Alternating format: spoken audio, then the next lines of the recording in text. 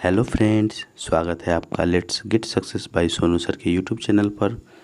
इस वीडियो में हम जानेंगे रुक्मिणी प्रकाशन का जो वॉल्यूम 2 बीपीएससी टीआरई 4 का पीआरटी का जो सेट है उसके सेट नंबर 5 के बारे में जानेंगे। किसके बारे में जानेंगे? सेट 5 के बारे में जानेंगे। इससे पहले हम लोग सेट 4 तक का टोटल वीडियो देख चुके हैं। तो इस वीडियो में हम लोग सिर्फ जनरल स्टडीज पार्ट के बारे में देखेंगे। तो इसमें पहला क्वेश्चन है जो 31 नंबर से शुरू है। निम्नलिखित में से कौन सा भारत की जलवायु को प्रभावित करने वाला एक कारक नहीं है? तो कौन नहीं है? तो सहारा रेगिस्तान नहीं है। सहारा रेगिस्तान भारत की जलवायु को प्रभावित करने वाला एक कारक नहीं है। एक विशाल क्षेत्र में लंबे समयावधि यानी कि 30 वर्षों से अधिक में मौसम की अवस्थाओं तथा विविधताओं का कुल योग ही जलवायु है। भारत की जलवायु को मानसूनी जलवायु कहा जाता है। किसी भी क्षेत्र की जलवायु को नियंत्रित करने वाले 6 प्रमुख कारक हैं। कौन कौन से हैं? तो अक्षांश, तुंगता जिसको ऊंचाई कहते हैं, वायुदाब, पवन दाब, समुद्र से दूरी, महासागरीय धाराएं तथा उच्च वाच लक्षण। भारत में जलवायु तथा संबंधित मौसमी अवस्थाएं निम्नलिखित वायुमंडलीय अवस्थाओं से संचालित होती हैं। वायु दाब एवं धरातलीय पवनें, ऊपरी वायु परिसंचरण तथा पश्चिमी चक्रवाती विक्षोभ एवं उष्णकटिबंधीय चक्रवात। भारत में दक्षिण पश्चिम मानसून का मौसम आमतौर पर जून से सितंबर तक रहता है, जो लगभग 80% वर्षा के लिए जिम्मेदार होता है। अगला प्रश्न है, भारत की जनगणना 2011 के अनुसार भारतीय जनसंख्या का कितना प्रतिशत शहरी क्षेत्र में रहता है? तो 31.16%। कितना? 31.16%। भारत की जनगणना 2011 के अनुसार भारतीय जनसंख्या का 31.16% शहरी क्षेत्रों में रहता है। सन 1951 में कुल जनसंख्या की 17.29% नगरीय जनसंख्या थी। एक दशक 2001 से 2011 के भीतर 10 लाख से अधिक जनसंख्या वाले नगरों की संख्या 35 से बढ़कर 53 हो गई है। वर्ष 2001 की जनगणना में कितना? 2001 की जनगणना में शहर कस्बों की कुल संख्या 5161 थी, जो वर्ष 2011 में बढ़कर 7936 हो गई। भारत की शहरी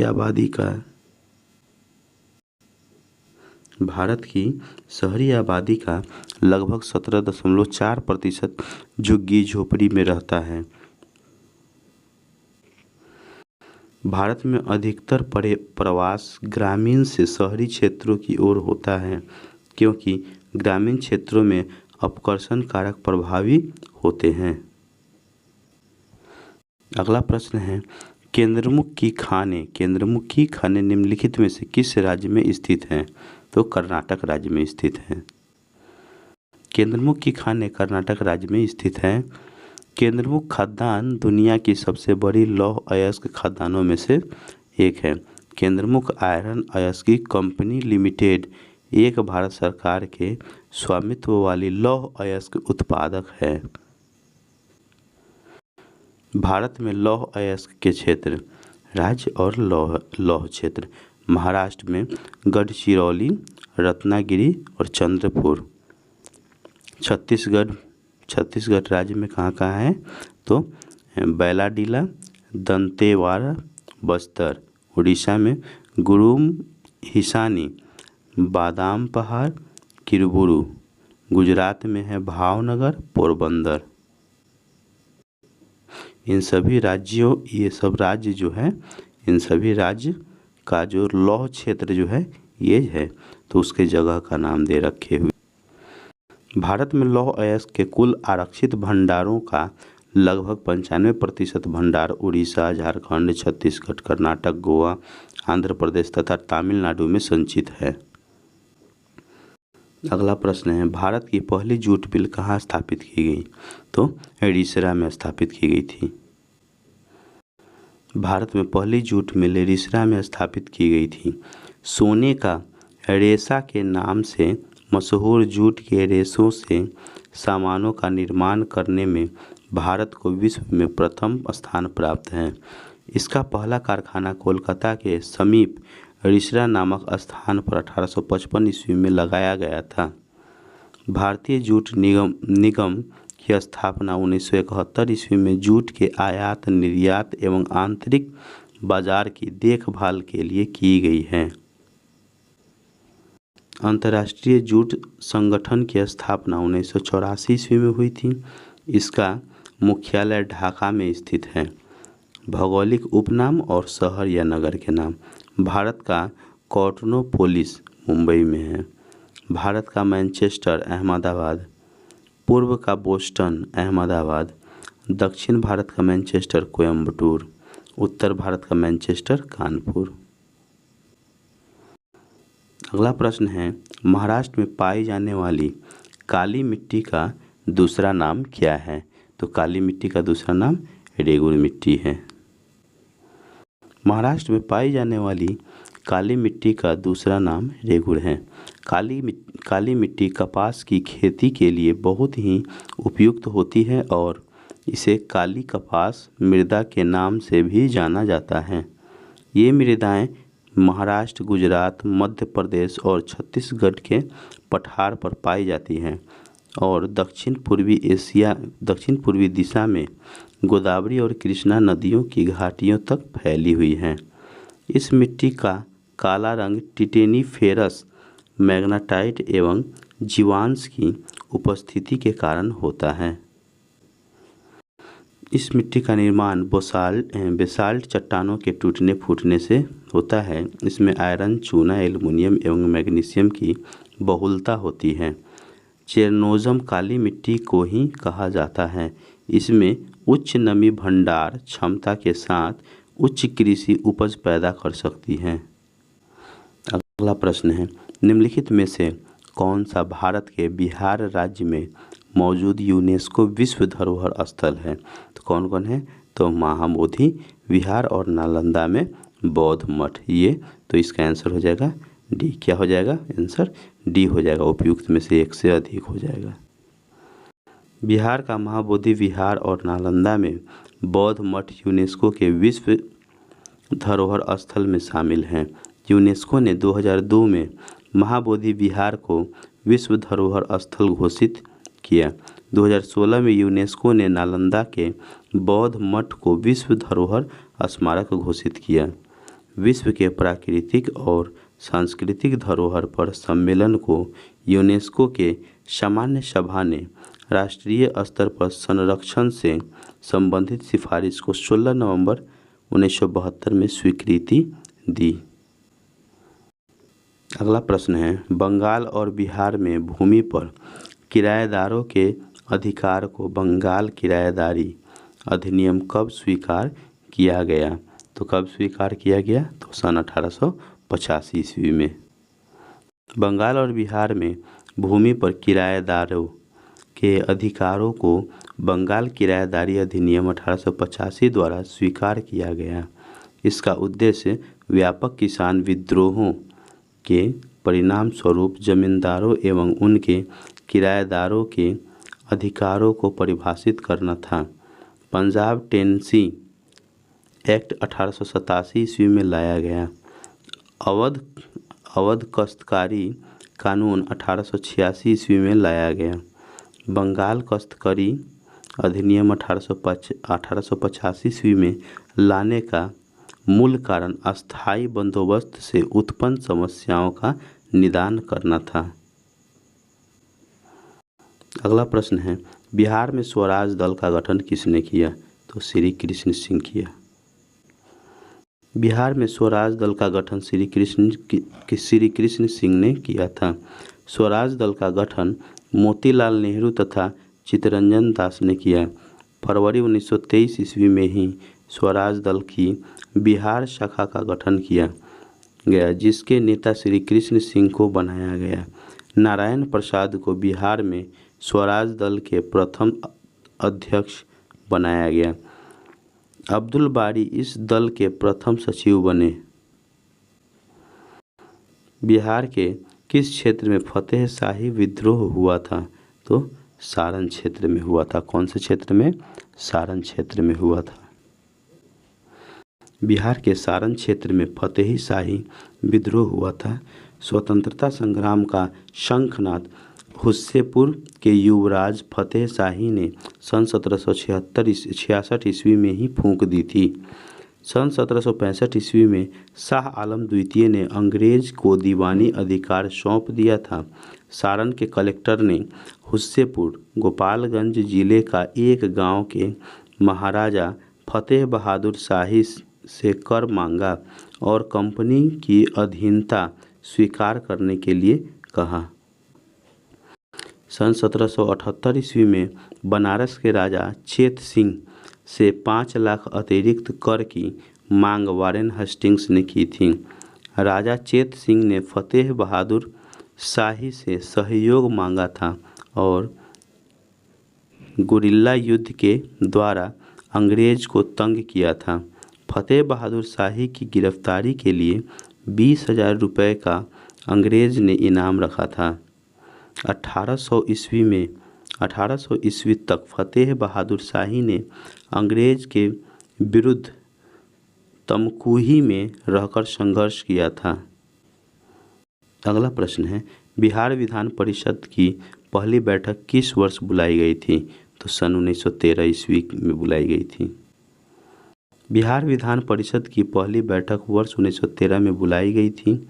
बिहार विधान परिषद का गठन 1912 ईस्वी में किया गया था।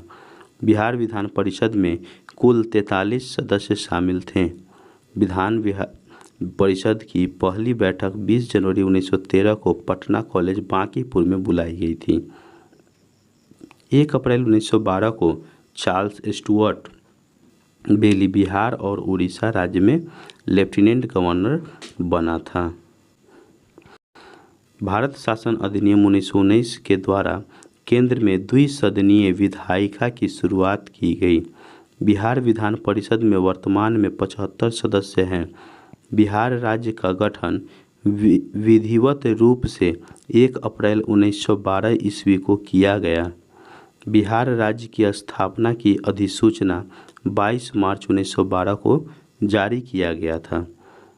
वर्तमान विधानमंडल के भवन के सभागार में प्रांतीय विधायी परिषद की पहली बैठक 7 फरवरी 1921 ईस्वी को हुई थी। अगला प्रश्न है, रॉलेट एक्ट का भारतीय राष्ट्रीय कांग्रेस ने विरोध किया क्योंकि इसका लक्ष्य था, क्या था? व्यक्तिक स्वतंत्रता को सीमित करना। क्या था? व्यक्तिक स्वतंत्रता को सीमित करना।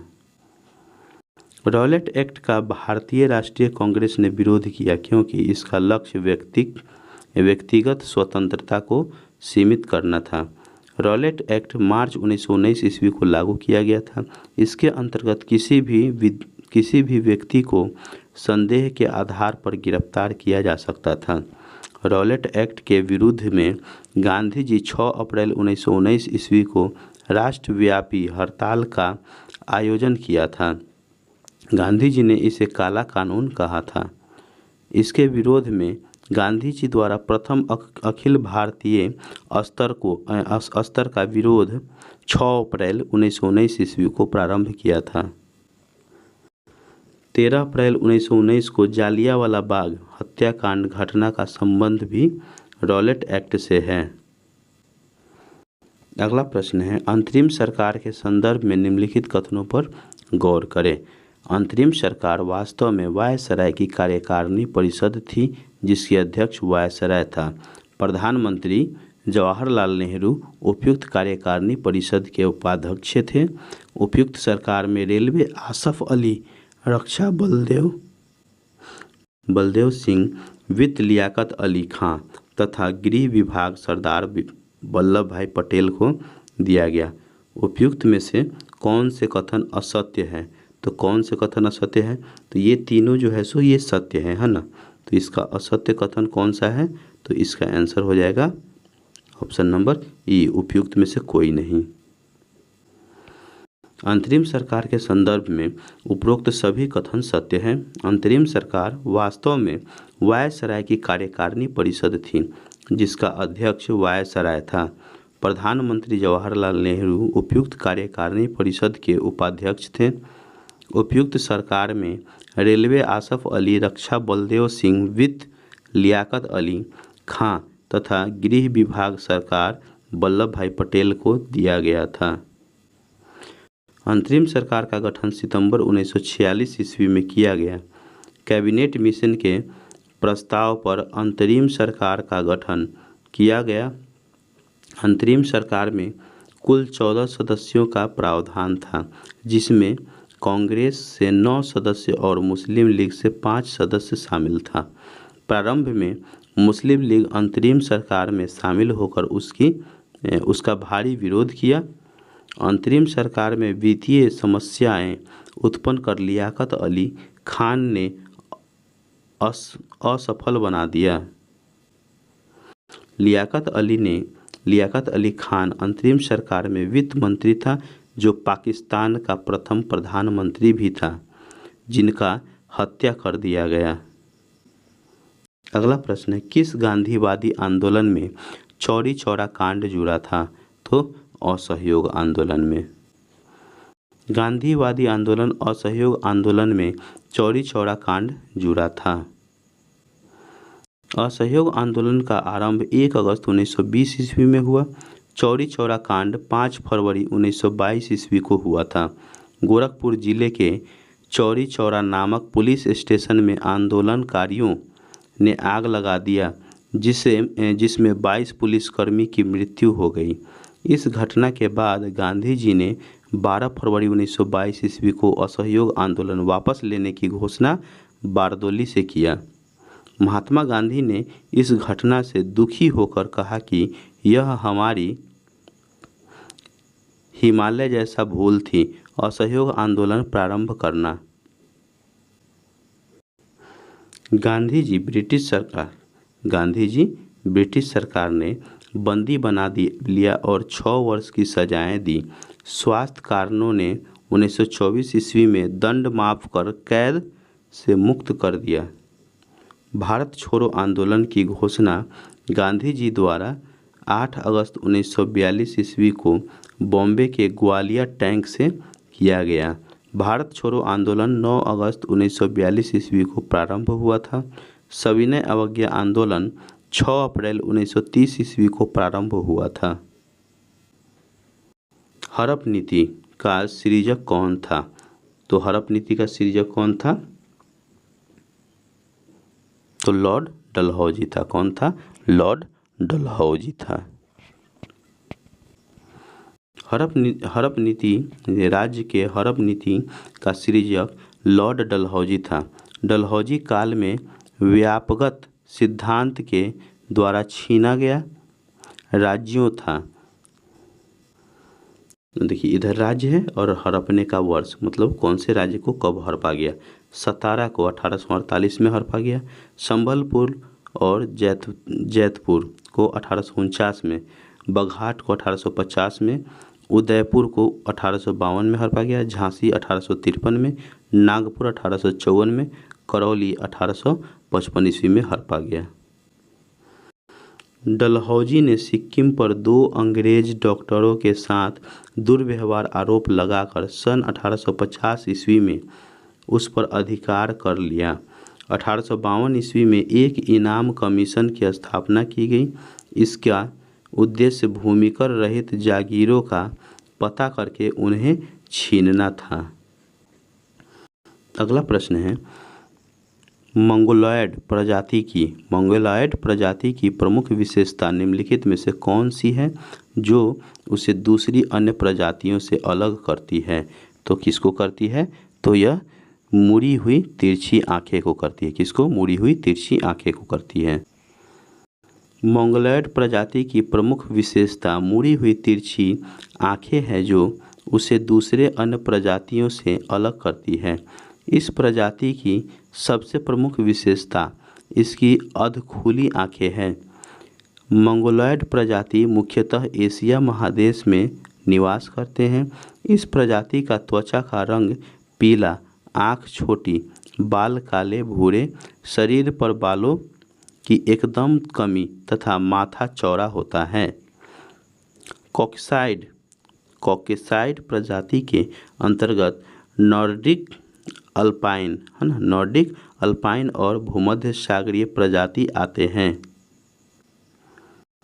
भूमध्य सागरीय प्रजाति आते हैं। क्रोबर में प्रजातियों के 3 मुख्य वर्गों में बांटा गया है। क्रोबर में प्रजाति को कितने 3 मुख्य वर्गों में बांटा गया है। कॉकेसाइड्स जो श्वेत प्रजाति होते हैं, मोंगोलाइड जो पीत प्रजाति और निग्रेइड जो काली प्रजाति।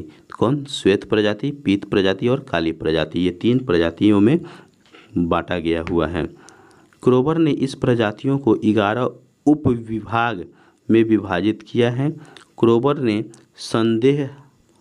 संदेहास्पद प्रजातियों का उल्लेख किया है जो ऑस्ट्रेलॉयड, वेडायड, पोलिनेशिया और एनू है। अगला प्रश्न है गैर कानूनी गतिविधियां। क्या है? गैर कानूनी गतिविधियां यानी कि रोकथाम अधिनियम जो आतंकवादी गतिविधियों में शामिल व्यक्तियों और संघ की कुछ गैर कानूनी गतिविधियों के लिए अधिक प्रभावी रोकथाम का प्रावधान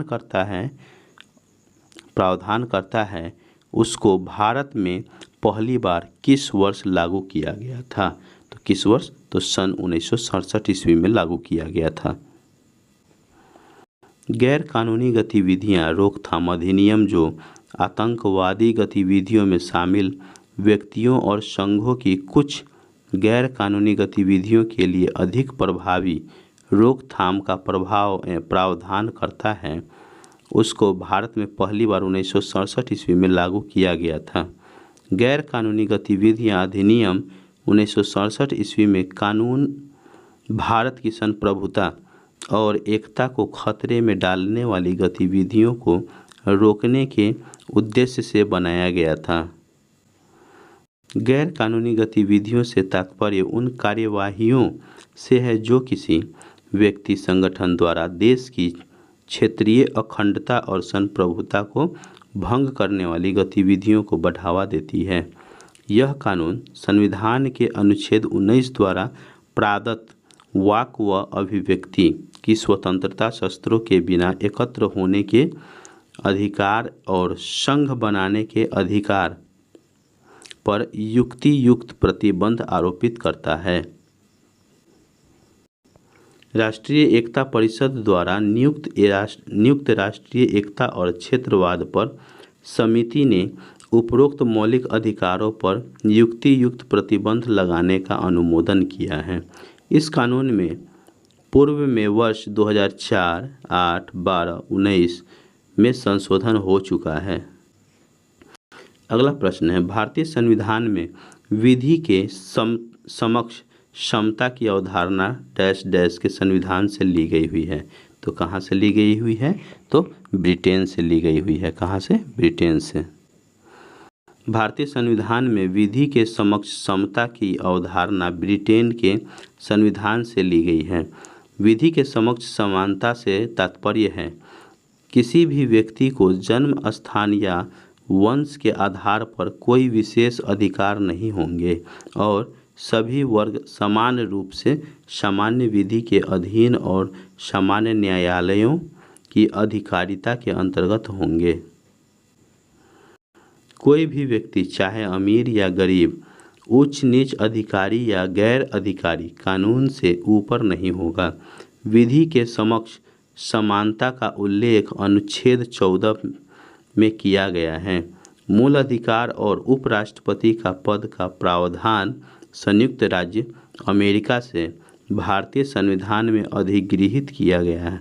राष्ट्रपति की निर्वाचन संबंधी प्रक्रिया भारतीय संविधान में आयरलैंड देश से ली गई हुई है।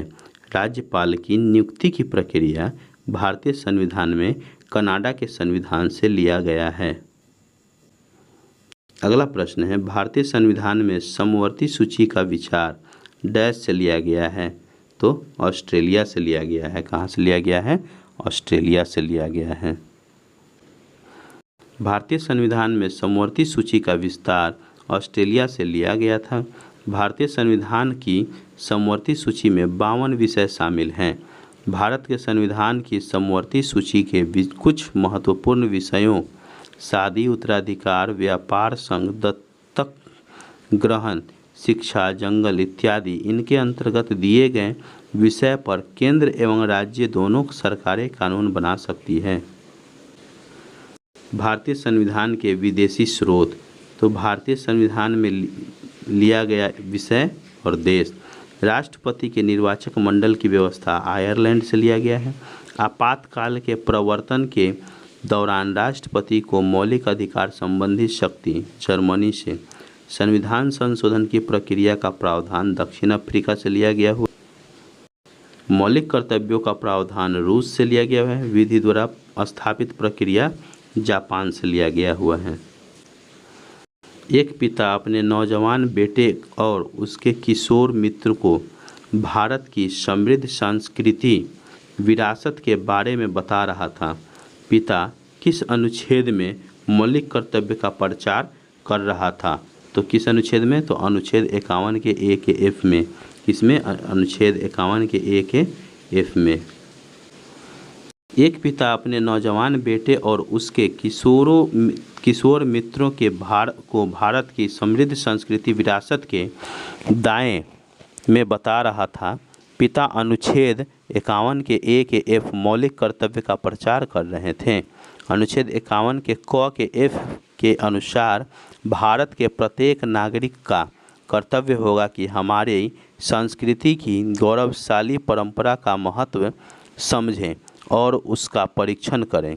सरदार स्वर्ण सिंह समिति की अनुशंसा पर 42वें संविधान संशोधन अधिनियम 1976 द्वारा भारतीय संविधान में भाग 4 के क और अनुच्छेद 51 के क जोड़ा गया। अनुच्छेद 51 के क के अंतर्गत कुल 11 मूल कर्तव्यों की सूची का समावेश किया गया। 86वें संविधान संशोधन 2002 द्वारा 11वां मूल कर्तव्य के रूप में 51 के क का के में 6 से 14 वर्ष की उम्र तक के बच्चों को शिक्षा का अवसर उपलब्ध कराना जोड़ा गया। भारत में मूल कर्तव्य को भूतपूर्व सोवियत संघ के संविधान से अपनाया गया है। अगला प्रश्न है, भारतीय संदर्भ में राज्यों के संघ के अर्थ के संबंध में निम्नलिखित में से कौन से एक कथन गलत है? तो कौन सा? तो भारतीय संघ इसमें शामिल होने के लिए संप्रभु इकाइयों द्वारा एक समझौते का परिणाम था। ये आंसर जो है सो क्या है? गलत है। तो इसका आंसर हो जाएगा ए नंबर ऑप्शन। भारतीय संघ इसमें शामिल होने के लिए संप्रभु इकाइयों द्वारा एक समझौते का परिणाम था। यह कथन भारतीय संदर्भ में राज्यों के संघ के बारे में गलत है। भारतीय संविधान के भाग 1 में अनुच्छेद 1 से 4 के अंतर्गत भारतीय संघ एवं उसके राज्य क्षेत्र का वर्णन किया गया है। संविधान के अनुच्छेद 1 में निर्धारित किया गया है कि भारत अर्थात इंडिया राज्यों का संघ है, जिसमें भारत शब्द देश का नाम व संघ शासन प्रणाली को दर्शाता है। राज्य और उनके राज्य क्षेत्र वे होंगे जो पहली अनुसूची में विनिर्दिष्ट हैं। भारत के राज्य क्षेत्र में निम्नलिखित क्षेत्र समष्टि होंगे। राज्यों के राज्य क्षेत्र। दूसरा, पहली अनुसूची में विनिर्दिष्ट संघ राज्य क्षेत्र। तीसरा, ऐसे अन्य राज्य क्षेत्र जो अर्जित किए जाएं। अगला प्रश्न है, हाल ही में श्री साद अहमद वाराइच भारत में किस देश के उच्चायुक्त बने हैं? तो किस देश के? तो पाकिस्तान के बने हैं। कहाँ के? पाकिस्तान के। हाल ही में श्री साद अहमद वाराइच भारत में पाकिस्तान देश के उच्चायुक्त बने हैं। दिसंबर 2023 में संतोष झा आधिकारिक तौर पर श्रीलंका में भारत के नए उच्चायुक्त के रूप में कार्यभार संभाला है। किस उपन्यास ने प्रभा वर्मा को 2023 का सरस्वती सम्मान दिलाया? तो रौद्र सात्विकम। रौद्र सात्विकम उपन्यास ने प्रभा वर्मा को 2023 का सरस्वती सम्मान दिलाया। हाल ही में 33वें व्यास सम्मान 2023 के लिए हिंदी की प्रख्यात लेखिका पुष्पा भारती को उनके 2016 के संस्मरण यादें और यादों के लिए सम्मानित किया गया है। विश्व कविता दिवस 21 मार्च को मनाया जाता है। अगला प्रश्न है, विश्व वानिकी दिवस 2024 का विषय क्या है? तो वन और नवाचार एक बेहतर दुनिया के लिए नए समाधान। तो इसका आंसर बी हो जाएगा। विश्व वानिकी दिवस 2024 का विषय वन और नवाचार एक बेहतर दुनिया के लिए नए समाधान है। प्रतिवर्ष 21 मार्च को अंतर्राष्ट्रीय वन दिवस मनाया जाता है। विश्व वानिकी दिवस का उद्देश्य लोगों को ऑक्सीजन देने वाले पेड़ों के प्रति जागरूक करना है और पेड़ लगाने के लिए प्रेरित करना है। अगला प्रश्न है, विश्व खुशहाली रिपोर्ट 2024 में कौन सा देश शीर्ष पर है? तो फिनलैंड। विश्व खुशहाली रिपोर्ट 2024 में फिनलैंड देश शीर्ष पर है। वार्षिक यूएन वर्ल्ड हैप्पीनेस रिपोर्ट के अनुसार फिनलैंड लगातार 7वीं बार दुनिया का सबसे खुशहाल देश बन गया है।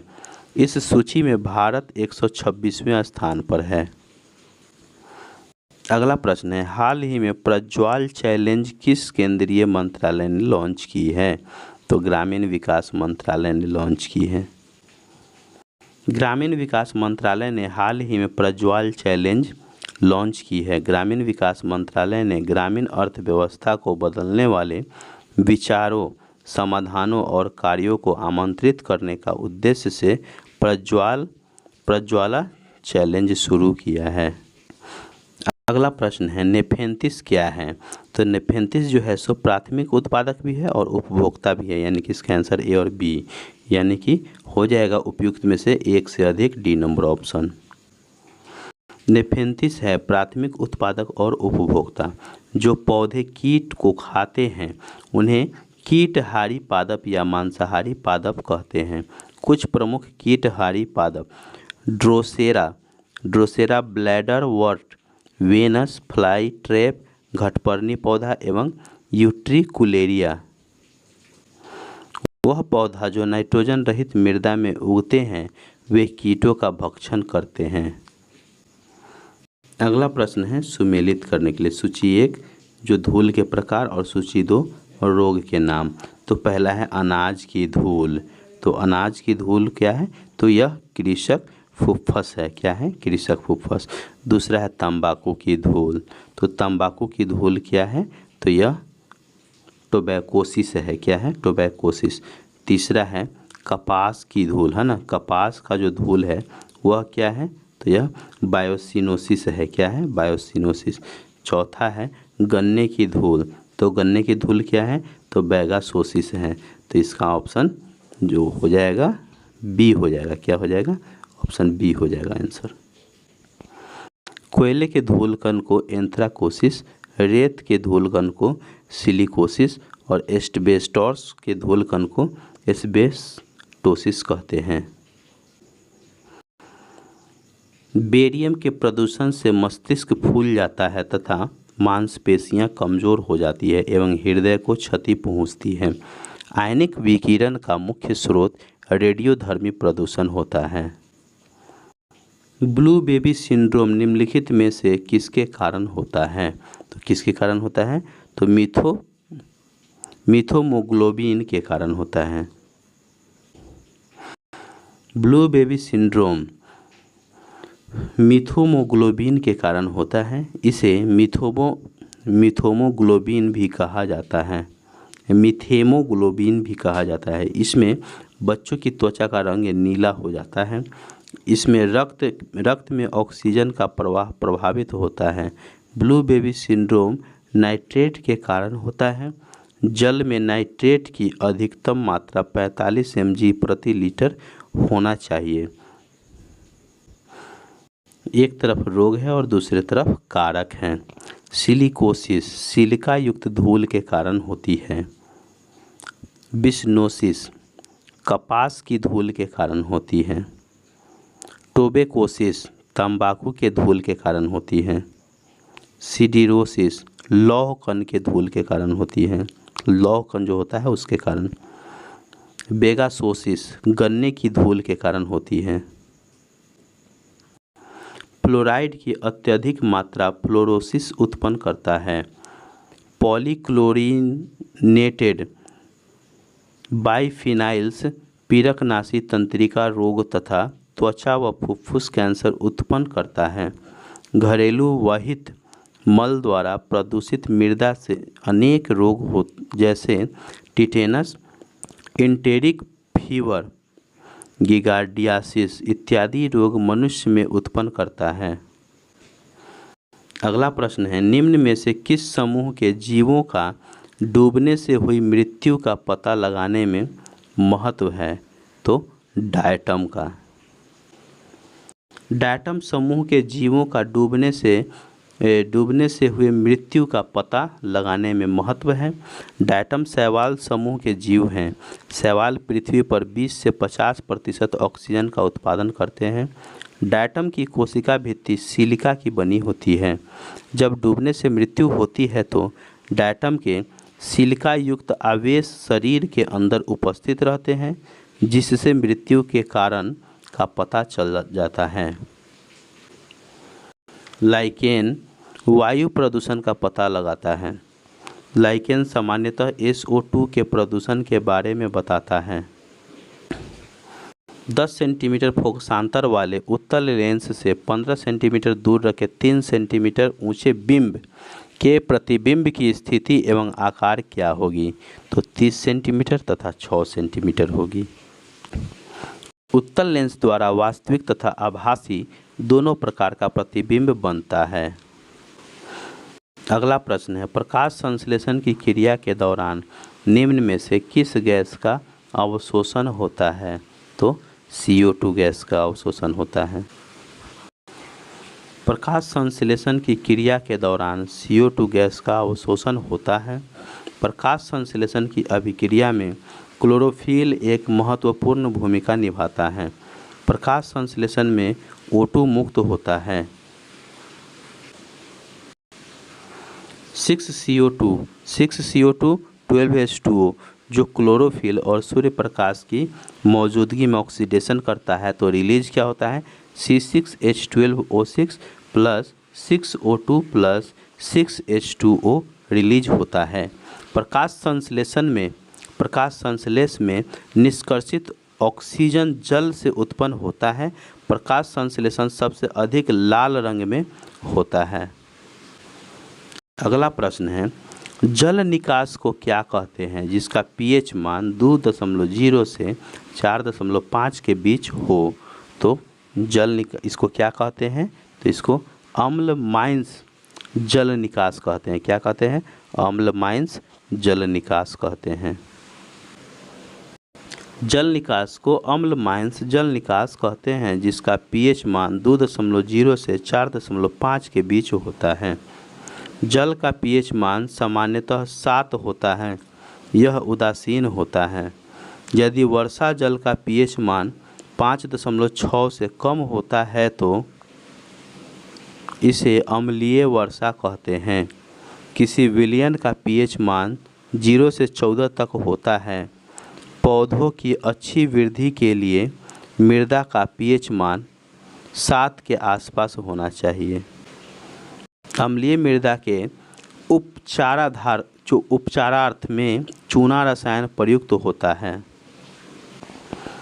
अगला प्रश्न है, दो पतले उत्तल लेंस एवं अवतल लेंस जिसकी फोकस दूरी 12.5 सेंटीमीटर एवं 25 सेंटीमीटर है संपर्क में है। इसके बाद इन्हें अलग कर समाक्षीय रूप में 50 सेंटीमीटर की दूरी पर रखा जाता है तो संयोग की क्षमता क्या होगी? तो संयोग की क्षमता बढ़ जाएगी।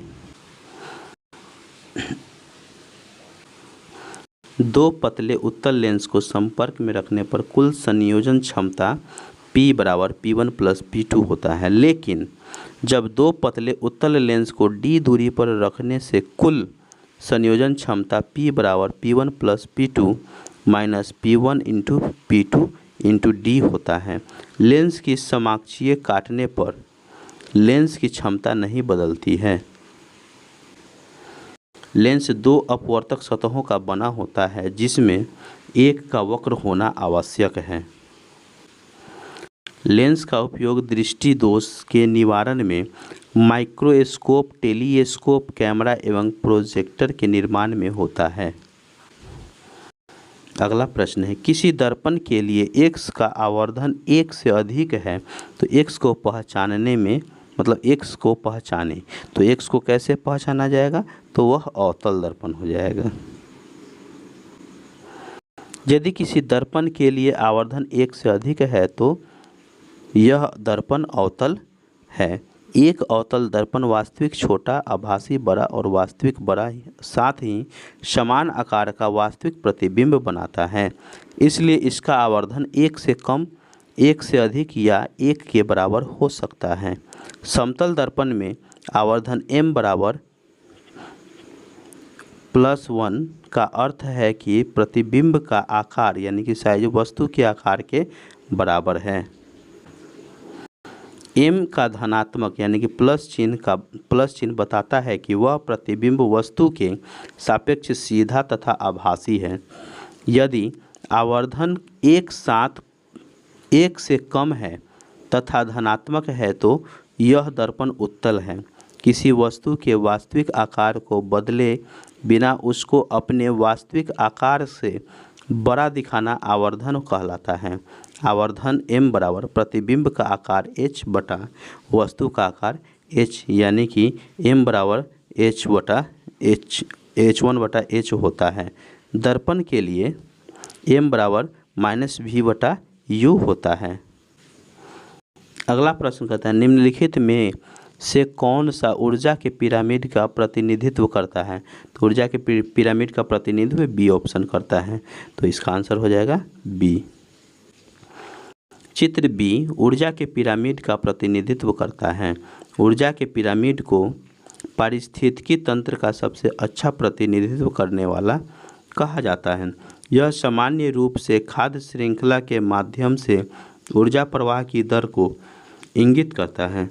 खाद्य श्रृंखला की प्रकृति के आधार पर पिरामिड हमेशा सीधा होता है और ऊर्जा के पिरामिड होता है।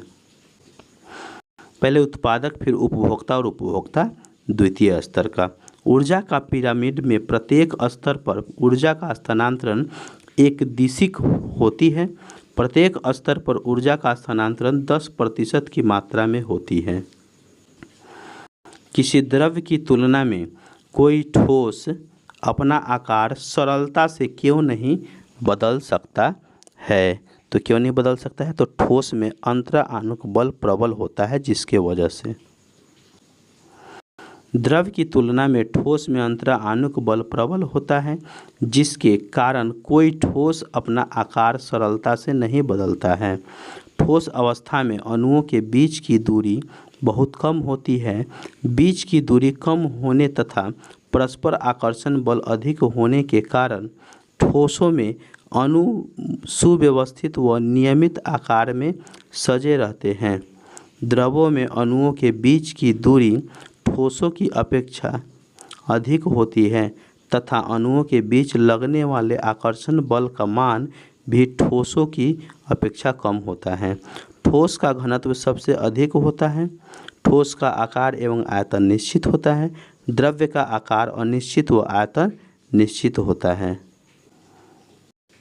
एक पौधे में जड़ प्रणाली अच्छी तरह से कब विकसित होती है, तो जब पानी का अवशोषण बढ़ जाता है तब अच्छा तरह से विकसित होता है। जब पानी का अवशोषण बढ़ता है तो पौधों में जड़ प्रणाली अच्छी तरह से विकसित होती है। तांबे की कमी से परिगलन होता है। ऑक्सीन की कमी से जाइलम का अत्यधिक विभेदन होता है। ABA यानी कि एब्सिसिक अम्ल की कमी से जल तनाव की स्थिति में भी रंध्र बंद नहीं होते हैं। अगला प्रश्न है, इनमें कौन सही है? तो कौन सही है? तो इसमें बी नंबर ऑप्शन यानी कि pH equal to minus log H धनायन सही है। अगला प्रश्न, निम्नलिखित में से सूत्र विभाजन की सबसे लंबी अवस्था कौन सी होती है? तो प्रोफेज होती है। सूत्र विभाजन की सबसे लंबी अवस्था कौन होती है? तो प्रोफेज होती है। प्रोफेज सूत्र विभाजन की सबसे लंबी अवस्था होती है। समसूत्री विभाजन की सबसे छोटी अवस्था एनाफेज होती है। समसूत्री विभाजन के फलस्वरूप जीवों में वृद्धि तथा विकास होता है।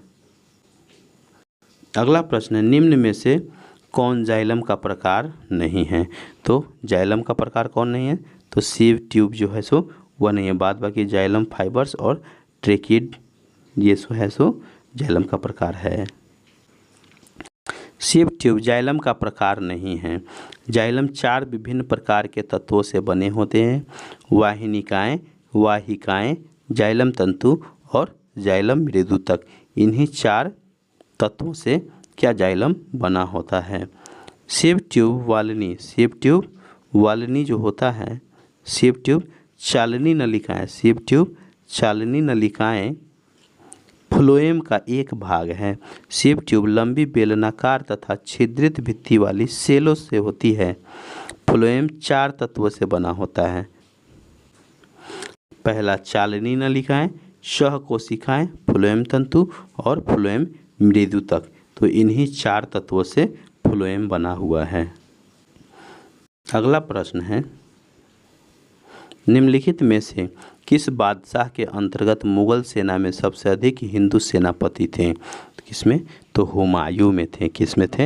हुमायूं में नहीं, औरंगजेब में था। किसमें था?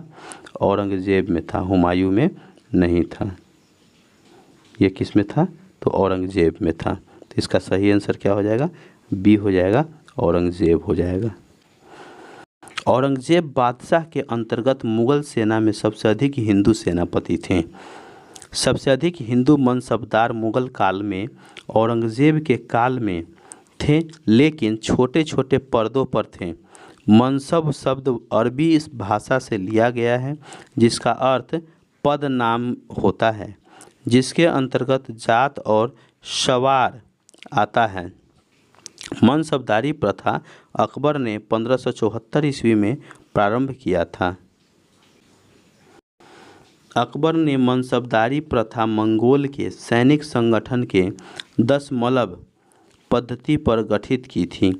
अबुल फजल ने 66 प्रकारों श्रेणियों के मनसबदार का उल्लेख किया, लेकिन प्रयोग 33 प्रकारों का होता था।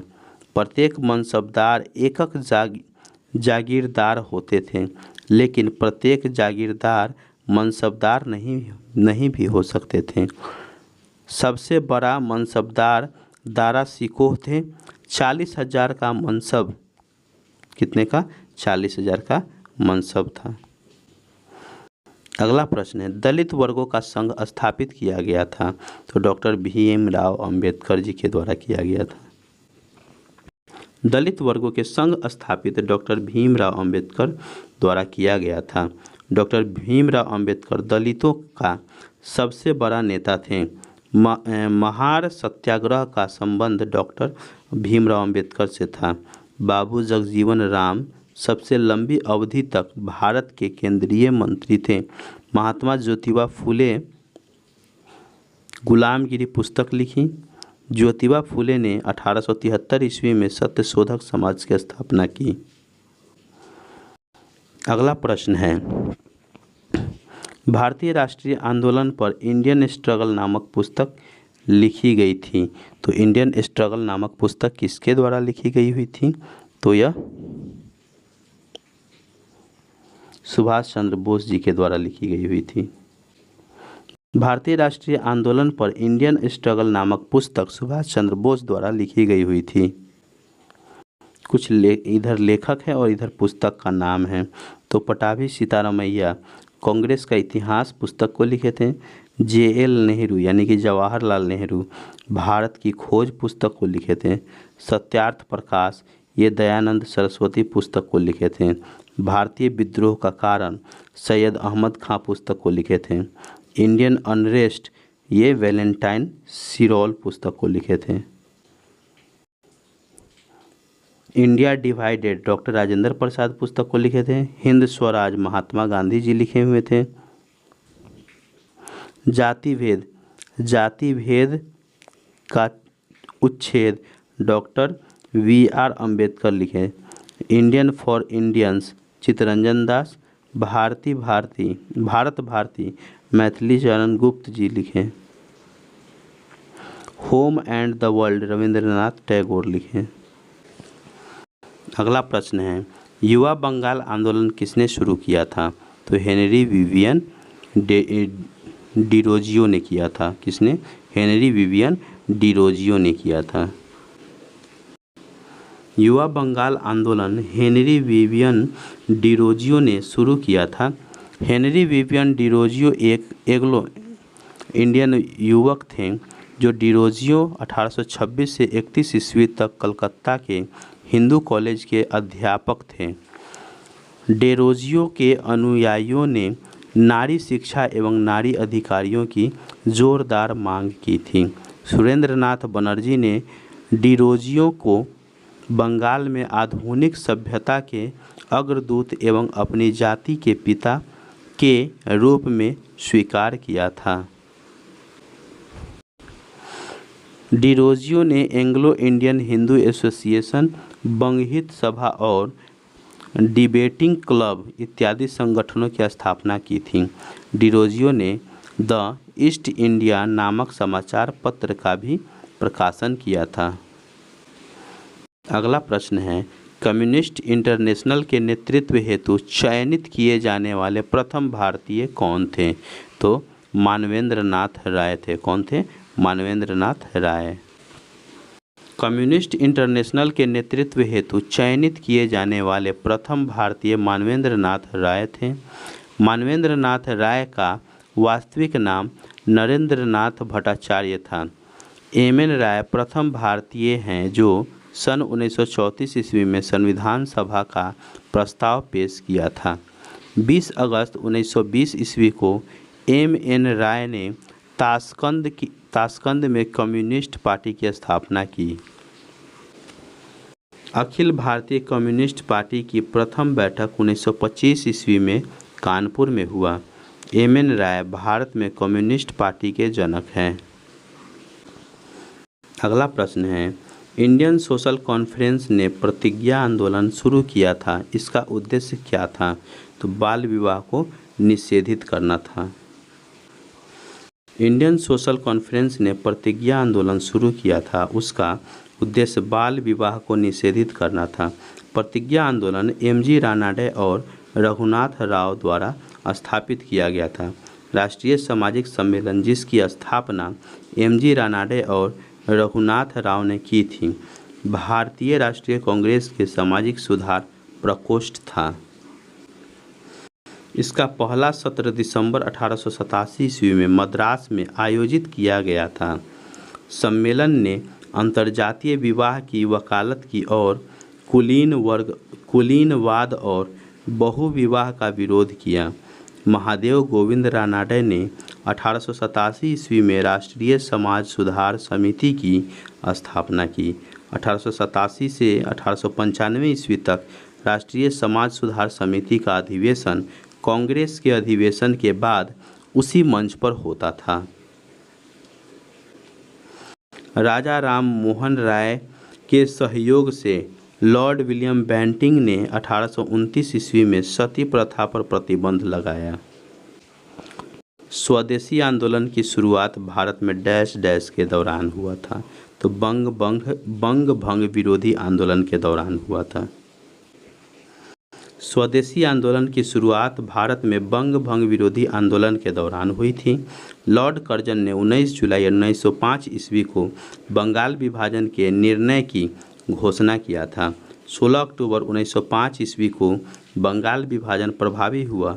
16 अक्टूबर 1905 ईस्वी को बंगाल विभाजन के विरोध में राष्ट्रीय शोक दिवस के रूप में मनाया गया।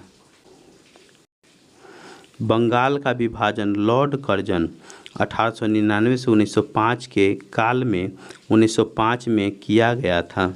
स्वदेशी आंदोलन और बहिष्कार का विचार सर्वप्रथम कृष्ण कुमार मित्र के पत्र संजीवनी में 1905 ईस्वी में प्रस्तुत किया गया था।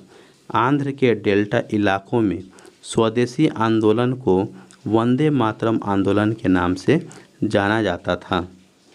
गांधी जी के चंपारण सत्याग्रह भारत में प्रथम सत्याग्रह था। गांधी जी का सन 1906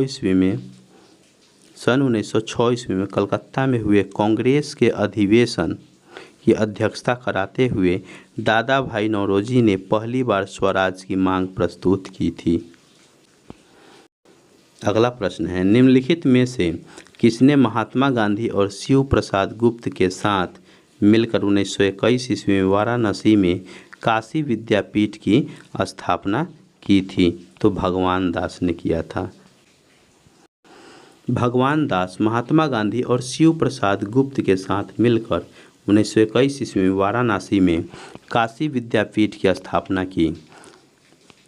इधर कॉलेज या विश्वविद्यालय और इधर संस्थापक के नाम दिए हुए हैं। बनारस हिंदू विश्वविद्यालय जो 1916 ईस्वी में स्थापित किया गया था, उसके संस्थापक मदन मोहन मालवीय। भारतीय विद्या भवन 1938 में स्थापित हुआ था, के.एम. मुंशी। भारतीय ज्ञानपीठ 1944 में स्थापित हुआ था, Sahu Shanti Prasad Jain. Delhi school of economic जो 1949 में स्थापित हुआ था, वी.के.आर.वी. राव ने इस दिल्ली स्कूल ऑफ इकोनॉमिक 1949 में जो स्थापित हुआ था, उसके संस्थापक वी.के.आर.वी. राव हैं। अलीगढ़ मुस्लिम कॉलेज 1875 ईस्वी में स्थापित हुआ था, सैयद अहमद खां इसके संस्थापक हैं। डेक्कन एजुकेशन सोसाइटी 1884 में जो स्थापित हुआ था, एम.जी. रानाडे, विष्णु शास्त्री चिपळूणकर, गोपाल गणेश अगरकर, लोकमान्य बाल गंगाधर तिलक इसके संस्थापक ये सभी थे।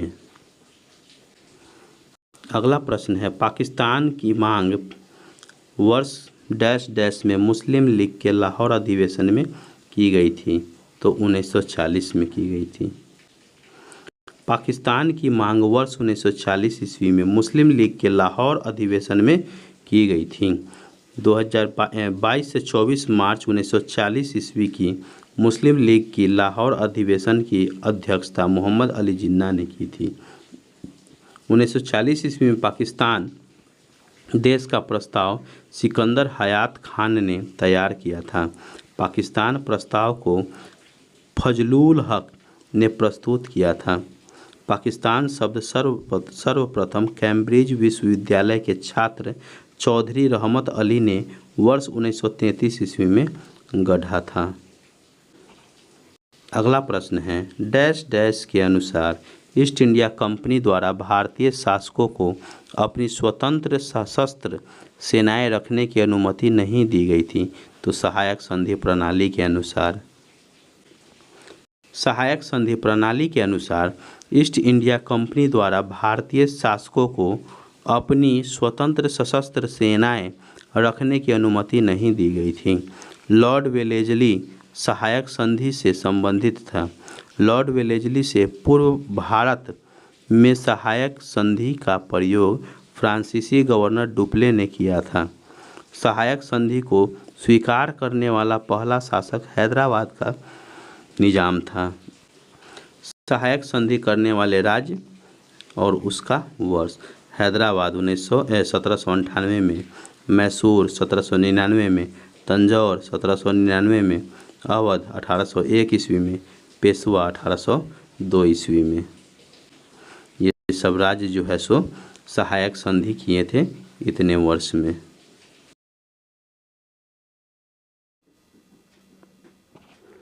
अगला प्रश्न है, स्वतंत्र भारत का संविधान बिना किसी बाहरी हस्तक्षेप के ऐसे संविधान सभा द्वारा बनाया जाना चाहिए जो वयस्क मताधिकार के आधार पर चुना गया हो।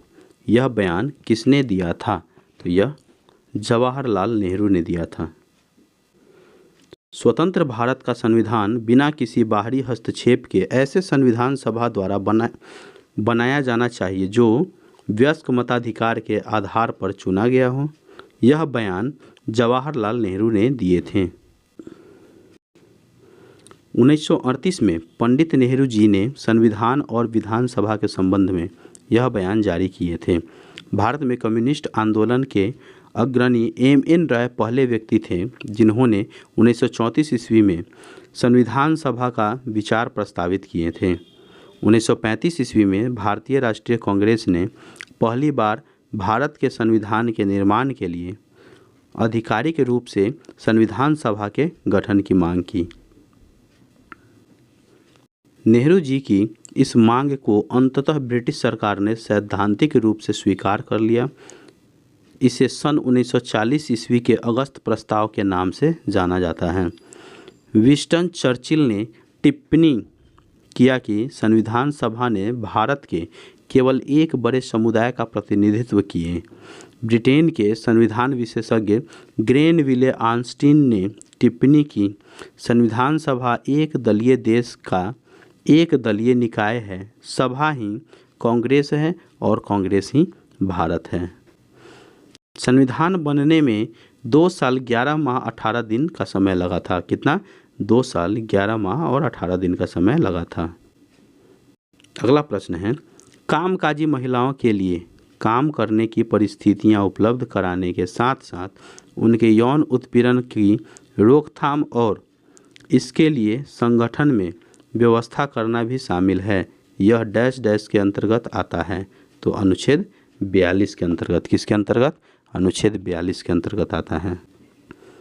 कामकाजी महिलाओं के लिए काम करने की परिस्थितियां उपलब्ध कराने के साथ साथ उनके यौन उत्पीड़न की रोकथाम और इसके लिए संगठन में व्यवस्था करना भी शामिल है। यह अनुच्छेद 42 के अंतर्गत आता है। 42 अनुच्छेद राज्य काम की न्याय संगत और मानवोचित दशाओं को सुनिश्चित करने के लिए और प्रसूति सहायता के लिए उपबंध करती है। भारतीय संविधान के भाग 4 में अनुच्छेद 36 से 51 तक राज्य के नीति निर्देशक सिद्धांतों का वर्णन है। अनुच्छेद 43 के अनुसार राज्य के कर्मचारी को उचित मजदूरी तथा कुटीर उद्योग के संवर्धन करने का निर्देश दिया गया है। अनुच्छेद 44 के अनुसार राज्य भारत के संपूर्ण राज्य क्षेत्र में नागरिकों के लिए एक समान सिविल संहिता लागू करने का प्रयास करेगा। संविधान लागू होने के बाद फरवरी 2024 में सर्वप्रथम उत्तराखंड में समान नागरिक संहिता लागू किया है। गोवा में स्वतंत्रता से पूर्व से ही लागू है। अनुच्छेद 45 के अनुसार राज्य को 6 वर्ष से कम आयु के बालकों के लिए प्रारंभिक बाल्यावस्था देख रेख और शिक्षा का प्रबंध करने का निर्देश दिया गया है। अगला प्रश्न है, यदि संसद किसी साधारण विधेयक को राष्ट्रपति के पास भेजती है तो संविधान के अनुसार राष्ट्रपति क्या कर सकते हैं? तो क्या कर सकते हैं? तो पुनर्विचार के लिए वापस भेज सकते हैं। यदि संसद किसी साधारण विधेयक को राष्ट्रपति के पास भेजती है तो संविधान के अनुसार राष्ट्रपति पुनर्विचार के लिए वापस भेज सकते हैं। राष्ट्रपति अनुच्छेद 111 के द्वारा दिया गया है शक्ति का प्रयोग करते हुए हस्ताक्षर कर विधेयक को अधिनियमित करते हैं। 44वें संविधान संशोधन अधिनियम 1978 द्वारा यह प्रावधान जोड़ा गया है कि राष्ट्रपति साधारण विधेयक को पुनः विचार के लिए एक बार भेज सकते हैं। धन विधेयक को राष्ट्रपति पुनः विचार के लिए नहीं भेज सकता है। ऐसे विधेयक जिस पर पूर्व में अनुमानित दे चुके हों। विधेयक 2 प्रकार के होते हैं, पहला सरकारी विधेयक और दूसरा निजी विधेयक। मंत्री द्वारा संसद में पेश किया गया विधेयक सरकारी विधेयक कहलाता है। संसद द्वारा पारित विधेयक जब राष्ट्रपति के पास भेजा जाता है तो राष्ट्रपति के पास निम्नांकित विकल्प होता है, जैसे पहला विधेयक की स्वीकृति, दूसरा विधेयक को स्वीकृति के लिए अपने पास आरक्षित रखना और तीसरा पुनः विचार के लिए वापस कर दें।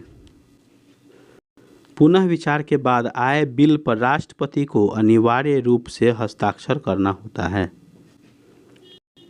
अगला प्रश्न है, भारत के राष्ट्रपति के चुनाव के संबंध में निम्नलिखित में से कौन सा कथन सही है?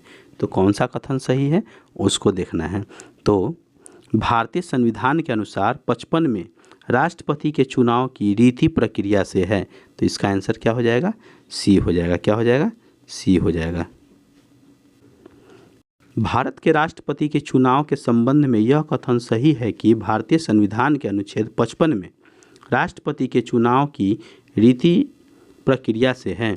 भारतीय संविधान के अनुच्छेद 54 में राष्ट्रपति चुनाव के निर्वाचन मंडल के अंतर्गत पहला, लोकसभा और राज्यसभा के निर्वाचित सदस्य, दूसरा, राज्यों के विधानसभा के निर्वाचित सदस्य तथा तीसरा, केंद्र शासित प्रदेश दिल्ली, पुदुचेरी एवं जम्मू कश्मीर को भी राष्ट्रपति निर्वाचन में अधिकार मिलेगा कि विधानसभा के निर्वाचित सदस्य आते हैं। राष्ट्रपति संसद के स्थगन के समय अनुच्छेद 123 के तहत अध्यादेश जारी कर सकता है जिसका प्रभाव संसद के अधिनियम के समान होता है। अनुच्छेद 72 के अंतर्गत राष्ट्रपति को किसी अपराध के लिए दोषी ठहराए गए व्यक्ति के दंड को क्षमा करने, उसका प्रविलंबन, परिहार और लघुकरण की शक्ति प्राप्त है। राष्ट्रपति सार्वजनिक महत्व के प्रश्न पर उच्चतम न्यायालय से अनुच्छेद 143 के अधीन परामर्श ले सकता है, लेकिन वह परामर्श मानने के लिए बाध्य नहीं है। अनुच्छेद 61 के तहत राष्ट्रपति पर महाभियोग लगाया जा सकता है। अगला प्रश्न है, निम्नलिखित में से किस विधेयक पर विचार विमर्श के लिए राष्ट्रपति ने पहली बार लोकसभा एवं राज्यसभा की संयुक्त बैठक बुलाया था? तो कब? तो दहेज निषेध विधेयक 1961 में बुलाया था। दहेज निषेध विधेयक 1961 में विचार विमर्श किए जाने के लिए राष्ट्रपति ने पहली बार लोकसभा एवं राज्यसभा की संयुक्त बैठक बुलाया था। अनुच्छेद 108 के अधीन राष्ट्रपति को संयुक्त बैठक बुलाने का अधिकार है यदि दोनों सदनों के बीच साधारण विधेयक पर गतिरोध हो। संयुक्त बैठक की अध्यक्षता स्पीकर करते हैं। इसमें सभापति भाग नहीं लेते हैं। प्रायः संयुक्त बैठक में लोकसभा की जीत होती है, संख्या बल अधिक होने के कारण। संयुक्त अधिवेशन दूसरी बार सन 1978 ईस्वी में बैंकिंग सेवा आयोग विधेयक पर मोरारजी देसाई के प्रधानमंत्री काल में लाया गया था। संयुक्त अधिवेशन तीसरा बार 2002 में आतंकवाद निवारक विधेयक पोटा पर अटल बिहारी वाजपेयी के प्रधानमंत्री काल में लाया गया। अगला प्रश्न है, बैरन द्वीप डैश में स्थित है? तो अंडमान सागर में स्थित है। कहाँ पर स्थित है? अंडमान सागर में स्थित है। बैरन द्वीप अंडमान सागर में स्थित है। मध्य अंडमान के पूर्व में बैरन द्वीप स्थित है जो भारत का एकमात्र सक्रिय ज्वालामुखी है। यह अंडमान सागर में पोर्ट ब्लेयर से लगभग 135 किलोमीटर की दूरी पर उत्तर पूर्व में स्थित है। इस ज्वालामुखी का पहला रिकॉर्ड दर्ज उजागर वर्ष 1787 ईस्वी में और अंतिम बार मई 2005 ईस्वी में उजागर हुआ था। पाम्बन द्वीप मन्नार की खाड़ी में अवस्थित है। न्यू मूर द्वीप बंगाल की खाड़ी में भारत एवं बांग्लादेश की सीमा पर अवस्थित है। कहाँ पर? भारत और बांग्लादेश के सीमा पर अवस्थित है। अगला सवाल है, निम्नलिखित में से किस फसल को उत्तम अनाज में वर्गीकृत किया गया है? तो गेहूं को। किस फसल को? गेहूं को। गेहूं फसल को उत्तम अनाज में वर्गीकृत किया गया है। भारत विश्व का लगभग 13% गेहूं का उत्पादन करता है। विश्व में गेहूं उत्पादन में चीन के बाद भारत का दूसरा स्थान है। गेहूं रबी फसल है। गेहूं की फसल का 85% क्षेत्र भारत के उत्तर मध्य भाग में केंद्रित है। गेहूं की कृषि के लिए उपजाऊ दोमट मिट्टी, ठंडी जलवायु व वार्षिक वर्षा लगभग 50 से 75 सेंटीमीटर की आवश्यकता होती है। गेहूं की बुआई के समय सामान्यतः 10 डिग्री सेल्सियस से 15 डिग्री सेल्सियस तापमान की आवश्यकता होती है। कितना? 10 डिग्री सेल्सियस से 15 डिग्री सेल्सियस तक तापमान की आवश्यकता होती है। गेहूं उत्पादक राज्य में उत्तर प्रदेश, पंजाब, मध्य प्रदेश, हरियाणा, राजस्थान, बिहार, गुजरात, महाराष्ट्र इत्यादि प्रमुख है। बाजरा एक खरीफ फसल है। यूएन ने 2023 को अंतर्राष्ट्रीय बाजरा वर्ष, मोटा अनाज वर्ष घोषित किया है। मक्का के प्रमुख उत्पादक राज्य क्रमशः कर्नाटक, मध्य प्रदेश, आंध्र प्रदेश, तेलंगाना, बिहार, महाराष्ट्र इत्यादि हैं। रागी शुष्क प्रदेश की फसल है जो लाल, काली, बलुई, दोमट और उथली काली मिट्टी में उगाई जाती है। अगला प्रश्न है, निम्नलिखित में से हिमालय के गिरिपाद पर पाया जाने वाला वन कौन सा है? तो गिरिपाद पे पाया जाने वाला वन पर्णपाती वन है। कौन सा है? पर्णपाती वन। हिमालय के गिरिपाद पर पाया जाने वाला वन पर्णपाती है। उष्णकटिबंधीय पर्णपाती वन भारत में सबसे बड़े क्षेत्र में फैले हुए वन हैं। इन्हें मानसूनी वन कहते हैं। नम आर्द्रता पर्णपाती वन उन क्षेत्रों में पाए जाते हैं जहां 100 सेंटीमीटर से 200 सेंटीमीटर तक वर्षा होती है। अतः ऐसे वन देश के पूर्वी भागों जैसे उत्तरी पूर्वी राज्य, हिमालय के गिरिपाद प्रदेश, झारखंड, पश्चिम उड़ीसा, छत्तीसगढ़ तथा पश्चिम घाटों के पूर्वी ढालों में पाए जाते हैं। बांस, साल, शीशम, चंदन, हुर्रा, कुसुम, अर्जुन तथा सहतूत के वृक्ष व्यापारिक महत्व वाली प्रजातियां हैं। शुष्क पर्णपाती वन में तेंदु, पलाश, अमलतास, बेल, पीपल तथा नीम के वृक्ष पाए जाते हैं।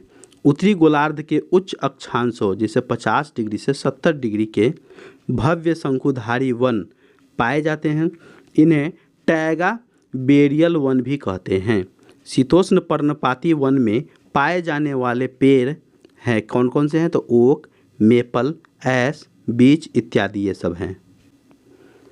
निम्नलिखित में से कौन सा प्राचीन अधिमाहा द्वीप गोंडवाना लैंड का हिस्सा नहीं था? तो फ्रांस। कौन सा? फ्रांस। फ्रांस में प्राचीन अधिमहाद्वीप गोंडवाना लैंड का हिस्सा नहीं था। गोंडवाना लैंड के अंतर्गत भारत तथा समीपवर्ती देश ऑस्ट्रेलिया, दक्षिण अमेरिका, अंटार्कटिका, दक्षिण अफ्रीका और मेडागास्कर आते हैं।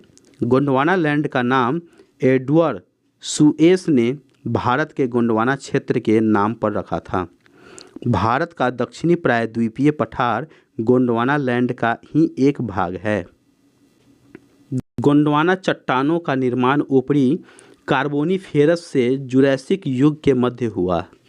गोंडवाना चट्टान का विस्तार दामोदर घाटी, महानदी घाटी, राजमहल, सतपुरा, महादेव पहाड़ी प्रदेशों में तथा कश्मीर, दार्जिलिंग, सिक्किम तथा असम में पाया जाता है। भारत का 98% कोयला इन्हीं चट्टानों से प्राप्त होता है।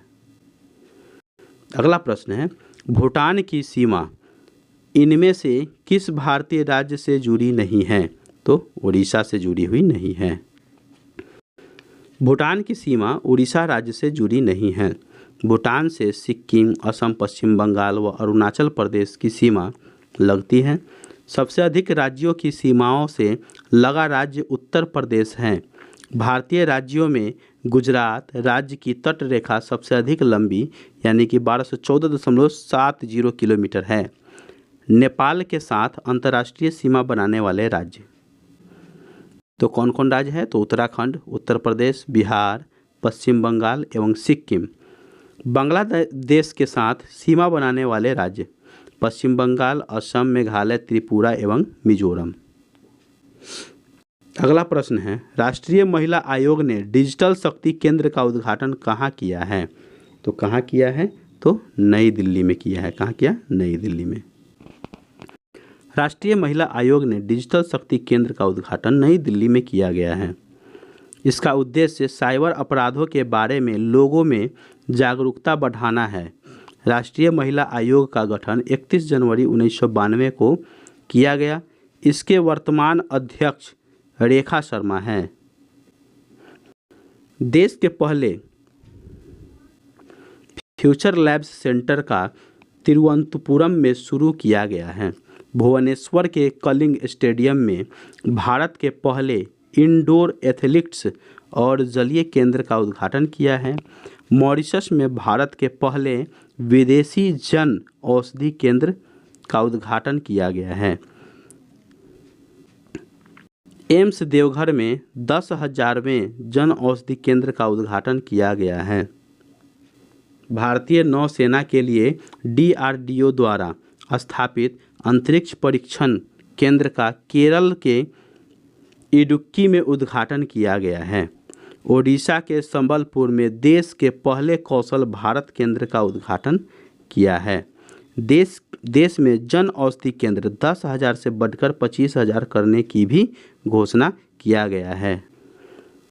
अगला प्रश्न है, PM उषा योजना किससे संबंधित है? तो शिक्षा से। PM उषा योजना किससे संबंधित है? शिक्षा से। PM उषा योजना शिक्षा से संबंधित है। PM उषा योजना का तात्पर्य प्रधानमंत्री उच्चतर शिक्षा अभियान से है। रूसा अभियान यानी कि राष्ट्रीय उच्चतर शिक्षा अभियान रूसा योजना को जून 2023 में प्रधानमंत्री उच्चतर शिक्षा अभियान यानी कि PM उषा के रूप में लॉन्च किया गया है। राष्ट्रीय उच्चतर शिक्षा अभियान रूसा एक केंद्र प्रायोजित योजना के रूप में अक्टूबर 2013 में शुरू की गई थी, जिसका लक्ष्य पूरे देश में उच्च शिक्षा संस्थानों को रणनीतिक वित्तपोषण प्रदान करना है। अगला प्रश्न है, हाल ही में किसे दादा साहब फाल्के इंटरनेशनल अवार्ड्स में बेस्ट एक्टर का अवार्ड मिला है? तो किनको मिला है? शाहरुख खान को मिला है। हाल ही में शाहरुख खान को दादा साहब फाल्के इंटरनेशनल अवार्ड्स में बेस्ट एक्टर का अवार्ड मिला है। दादा साहब फाल्के अंतर्राष्ट्रीय फिल्म महोत्सव पुरस्कार 2024 में सर्वश्रेष्ठ अभिनेत्री का अवार्ड रानी मुखर्जी मिसेस चटर्जी बनाम नॉर्वे को दिया गया है। सर्वश्रेष्ठ फिल्म का अवार्ड जवान फिल्म को दिया गया है। इस महोत्सव में सर्वश्रेष्ठ निर्देशक का अवार्ड संदीप रेड्डी वांगा ने फिल्म एनिमल के लिए जीता है। अगला प्रश्न है, India @100 envisioning tomorrow's economic power house नामक पुस्तक किसने लिखी है? तो प्रोफेसर KV सुब्रमण्यम जी ने लिखी है। India @100 envisioning tomorrow's economic power house पुस्तक प्रोफेसर KV सुब्रमण्यम लिखे हैं। इधर देखिए कुछ पुस्तक के नाम हैं और इधर लेखक के नाम। Manoj Vajpayee the definitive biography पुस्तक के लेखक कौन है? तो Piyush Pandey. Source code my beginnings पुस्तक के लेखक बिल गेट्स हैं। Hold on to your dreams इस पुस्तक के लेखक कौन है? Ruskin Bond. The winners mindset पुस्तक के लेखक कौन है? Shane Watson. द कॉन्स्पिरेसी पुस्तक के लेखक गोटबाया राजपक्षे हैं। 4 स्टार्स ऑफ डेस्टिनी पुस्तक के लेखक मनोज मुकुंद नरवणे हैं। तरंग शक्ति सैन्य अभ्यास 2024 का पहला चरण निम्नलिखित में से किस राज्य में आयोजित किया गया है? तो तमिलनाडु में। तरंग शक्ति सैन्य अभ्यास 2024 का पहला चरण तमिलनाडु राज्य में आयोजित किया गया है। सैन्य अभ्यास तरंग शक्ति 2024 भारतीय वायुसेना की मेजबानी में होने वाला पहला बहुराष्ट्रीय हवाई अभ्यास है। इसका आयोजन 2 चरणों में किया गया है। पहला चरण 6 से 14 अगस्त 2024 तक तमिलनाडु के सुलार में आयोजित किया गया है। इसमें जर्मनी, फ्रांस, स्पेन और ब्रिटेन की वायु सेनाएं हिस्सा लेगी। दूसरा चरण 1 से 14 सितंबर 2024 तक राजस्थान के जोधपुर में आयोजित होगा। इसमें America, Australia, Greece, Bangladesh, Singapore इत्यादि देशों की वायु सेनाएं शामिल होगी। ऑस्ट्रेलिया में आयोजित अभ्यास पिच ब्लैक 2024 में भारतीय वायु सेना ने भाग लिया है। अगला प्रश्न है, सोमोफाइट्स उत्पन्न कहाँ होते हैं? तो सोमोफाइट्स कहाँ उत्पन्न होते हैं? बालू एवं बजरी पर होते हैं। सोमोफाइट्स बालू एवं बजरी पर उत्पन्न होते हैं।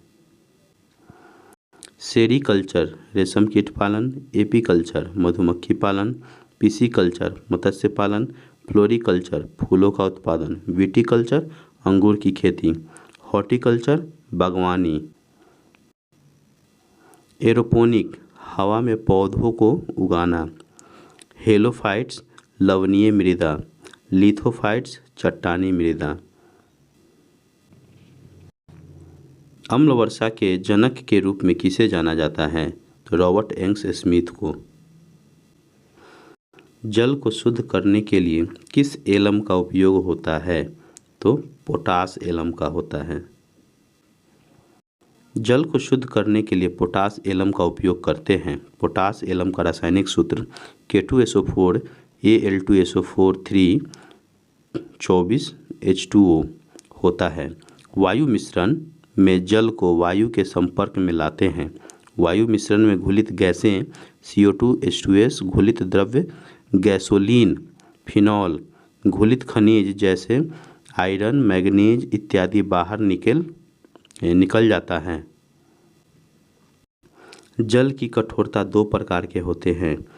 अस्थायी कठोरता कैल्शियम और मैग्नीशियम के बाइकार्बोनेट के कारण होता है। अस्थायी कठोरता कैल्शियम एवं मैग्नीशियम क्लोराइड के एवं सल्फेट इत्यादि के कारण होता है। अस्थायी कठोरता को लाइम सोडा विधि, आयन एक्सचेंज या जियोलाइट विधि से दूर करते हैं। कॉपराइज FeSO4 7H2O अस्थायी कठोरता दूर करने की विधि है। अगला क्वेश्चन है, नॉक-नी सिंड्रोम क्या होता है? तो नॉक-नी सिंड्रोम फ्लोराइड विषाक्तता के कारण होता है। फ्लोराइड विषाक्तता के कारण नॉक-नी सिंड्रोम होता है। नॉक-नी सिंड्रोम का मतलब होता है कि आपके घुटने के अंदर की तरफ हो जाना। नॉक-नी सिंड्रोम को मेडिकल विज्ञान में गिनोवल्गम कहते हैं। क्या कहते हैं? गिनोवल्गम। आर्सेनिक विषाक्तता को चिकित्सीय भाषा में आर्सेनिकोसिस कहते हैं। जल में फ्लोराइड की मात्रा 1 से 1.5 ppm के बीच होना चाहिए। अगर जल में फ्लोराइड की मात्रा 0.5 से कम होता है तो दंत क्षरण होता है। यदि जल में फ्लोराइड की मात्रा 1.5 से 3 के बीच होता है तो दंत फ्लोरोसिस होता है। कैडमियम विषाक्तता के कारण इटाई रोग होता है।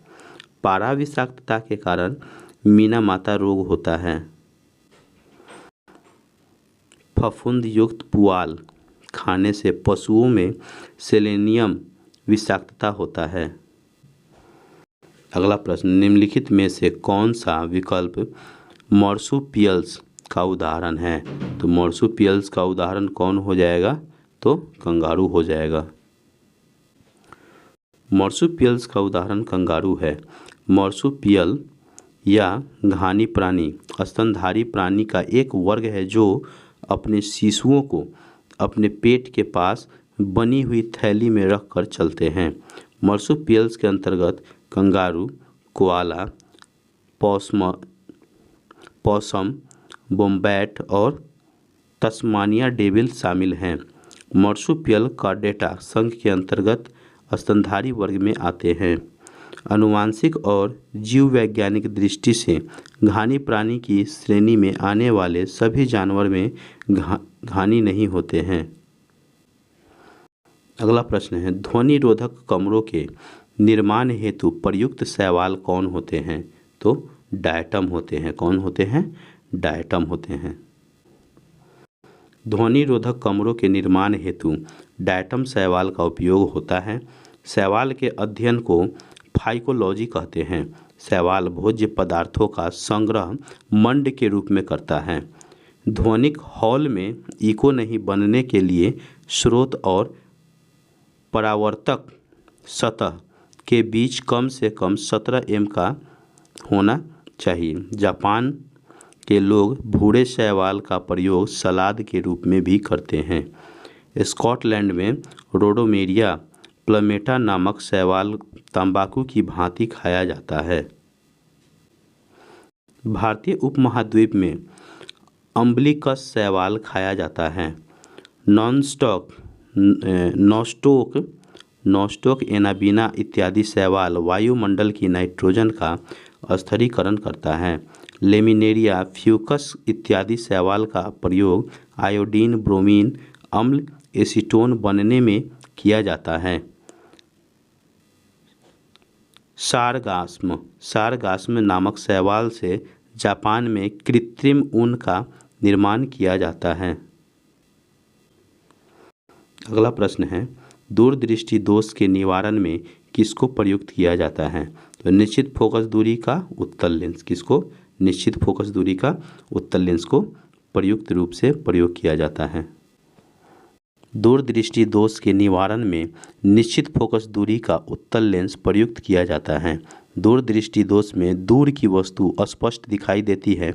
इसमें वस्तु का प्रतिबिंब रेटिना के पीछे बनता है। दूरदृष्टि दोष में निम्न कारण होते हैं: नेत्र गोलक का छोटा हो जाना, फोकस दूरी का बढ़ जाना। निकट दृष्टि दोष में निकट की वस्तु स्पष्ट दिखाई देती है। इसमें वस्तु का प्रतिबिंब रेटिना से पहले ही फोकस हो जाती है। निकट दृष्टि दोष के निम्न कारण होते हैं: नेत्र गोलक का मोटा हो जाना, फोकस दूरी का घट जाना। अगला प्रश्न, कोई वस्तु स्थिर है या निश्चित वेग से एक सीधी रेखा पर गति कर रही है तो यदि उस पर कोई बाह्य बल नहीं लगाया जाए तो वह अपनी प्रारंभिक अवस्था में ही बनी रहती है। यह कथन निम्नलिखित में से किस सिद्धांत से संबंधित है? तो यह कथन किस सिद्धांत से संबंधित है? न्यूटन के गति के प्रथम नियम के सिद्धांत से संबंधित है। न्यूटन के गति का प्रथम नियम प्रश्न में दिए गए कथन की पुष्टि करता है। न्यूटन के गति का प्रथम नियम प्रत्येक वस्तु विरामावस्था या सरल रेखा पर एक समान गति की अवस्था में तब तक रहती है जब तक कि उस पर लगे बाह्य बल के द्वारा वह अपनी अवस्था में परिवर्तन के लिए बाध्य न हो। न्यूटन के प्रथम गति के नियम को जड़त्व का नियम भी कहा जाता है। न्यूटन के गति के नियम से निम्नलिखित प्राप्त होते हैं: प्रथम नियम से बल की परिभाषा जड़त्व तथा शून्य त्वरण की स्थिति होती है। द्वितीय नियम से बल का व्यंजक आवेग संवेग की परिभाषा। तृतीय नियम से क्रिया प्रतिक्रिया संवेग संरक्षण का सिद्धांत प्राप्त होता है। अगला क्वेश्चन है, बड़ी और चौड़ी पट्टियों वाले कंधे से लटकाने वाले बैग को उठाकर ले जाना अधिक आसान क्यों होता है? तो इसके लिए बैग द्वारा लगाया जाने वाला दाब घट जाता है, जिसके वजह से आसान होता है। बड़ी और चौड़ी पट्टियों वाले कंधे से लटकाने वाले बैग को उठाकर ले जाना अधिक आसान होता है क्योंकि बैग द्वारा लगाया जाने वाला बल दाब घट जाता है। दाब बल और क्षेत्रफल का अनुपात, जैसे P बराबर यानी कि दाब बराबर बल बटा क्षेत्रफल होता है। क्षेत्रफल के बढ़ने पर दाब का मान घट जाता है। बड़ी और चौड़ी पट्टी के होने पर क्षेत्रफल के अधिक होने से दाब कम हो जाता है। नुकीली सुई कील एक पैर पर व्यक्ति तलवार की धार में क्षेत्रफल के कम होने से दाब का मान अधिक होता है। दाब का ऐसा मात्रक न्यूटन प्रति मीटर स्क्वायर या पास्कल होता है। अगला प्रश्न है, इनमें से कौन से कमरे का ताप पर एक अभिलक्षणिक गंधयुक्त हरे पीले रंग की गैस के रूप में होते हैं। तो कौन होते हैं? तो क्लोरीन होते हैं। क्लोरीन कमरे के ताप पर एक अभिलक्षणिक गंधयुक्त हरे पीले रंग की गैस के रूप में होते हैं। क्लोरीन संयुक्त अवस्था में खनिज लवणों, समुद्री लवणों तथा साधारण लवणों में पाई जाती है। क्लोरीन निर्माण की प्रमुख विधियां हैं डीकन विधि, वेल्डन विधि, केल्मर साल्वे विधि इत्यादि। क्लोरीन का उपयोग निम्नलिखित होता है। ऑक्सीकारक के रूप में, ब्लीचिंग पाउडर के निर्माण में, कपड़े व कागज़ के उद्योग में, विरंजक के रूप में, कीटाणुनाशक के रूप में, जल को कीटाणु रहित करने के लिए, इन सभी में क्लोरीन का उपयोग किया जाता है। अगला प्रश्न है, निम्न में कैडमियम की गलनीय मिश्र धातु कौन सी है? तो काष्ठ धातु है। कौन सी है? काष्ठ धातु। कैडमियम की गलनीय मिश्र धातु काष्ठ धातु है। काष्ठ धातु 50% बिस्मथ, 26.7% लेड, 13.3% टीन एवं 10% कैडमियम से बना मिश्र धातु होता है। इसका प्रयोग फिलर में किया जाता है जब पाइप को मोड़ा जाता है। मुंज मेटल Cu यानी कि कॉपर एवं जेड जिंक के बने मिश्र धातु होते हैं। यानी कि मुंज मेटल कॉपर और जिंक के बने मिश्र धातु होते हैं। वेल मेटल कॉपर और टीन के बने मिश्र धातु होते हैं। प्लास्टिक की वह किस्म कौन सी है जिसका प्रयोग कॉन्टैक्ट लेंस के निर्माण में किया जाता है? तो ल्यूसाइट। कौन सी? ल्यूसाइट। ल्यूसाइट प्लास्टिक की वह किस्म जिसका प्रयोग कॉन्टैक्ट लेंस के निर्माण में किया जाता है। हाइड्रोजेल का भी उपयोग कॉन्टैक्ट लेंस में होता है। क्रूक्स कांच का उपयोग धूम चश्मा में करते हैं। टेफ्लॉन टेट्राफ्लुरोएथिलीन का बहुलक होता है। पॉलीस्टाइरीन स्टाइरीन का बहुलक है।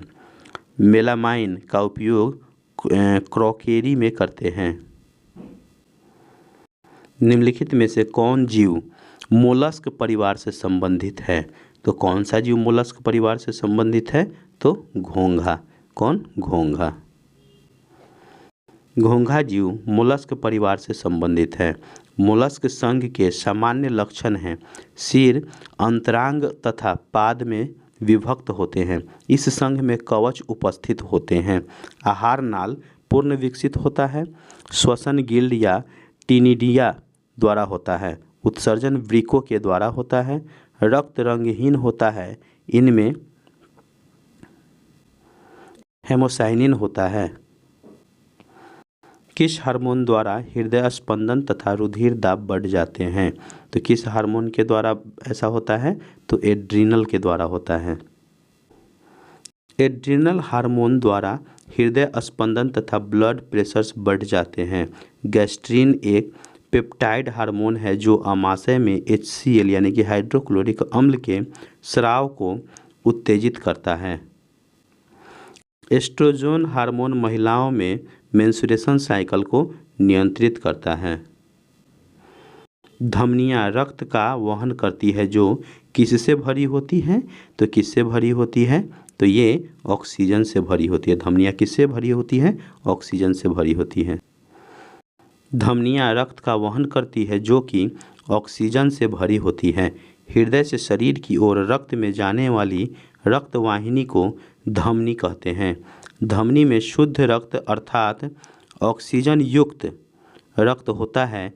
इसका अपवाद है प्लेमोनरी धमनी। क्या है? प्लेमोनरी धमनी।